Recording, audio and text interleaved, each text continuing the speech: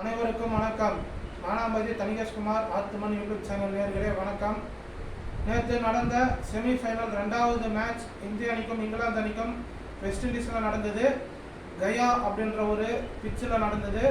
Toss win பண்ண இங்கிலாந்து அணி captain bowling தேர்வு செஞ்சார். அதன்படி இந்திய வீரர்கள் களம் இறங்கினாங்க. 20 ஓவர் முடிவில் இந்திய அணி 171 ரன் அடித்தாங்க. ரோஹித் சர்மா 35 பாலில் 57 ரன்னும், சூரியகுமார் யாதவ் 35 பாலில் 47 ரன்னும் அடித்தாங்க. அடுத்து களம் இறங்கினா இங்கிலாந்து அணி வீரர்கள் 20 ஓவர் முடிவில் 103 ரன்னுக்கு அனைத்து விக்கெட்டுகளையும் இழந்து இந்திய அணி இறுதிப் போட்டிக்கு முன்னேறி உள்ளது. இதில் குல்தீப் யாதவ், அக்ஷர் பட்டேல் தலா 3 விக்கெட் எடுத்தாங்க. பும்ரா, ஹர்திக் பாண்டியா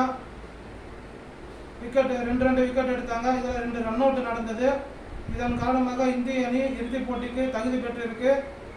வர சனிக்கிழமை 29ஆம் தேதி இறுதிப் போட்டி இந்திய அணியும் சவுத் ஆப்பிரிக்கா அணியும் விளையாட உள்ளது. எல்லாரும் இந்த வீடியோவை லைக் பண்ணுங்கள், ஷேர் பண்ணுங்கள், கமெண்ட் பண்ணுங்கள், சப்ஸ்கிரைப் பண்ணுங்கள்.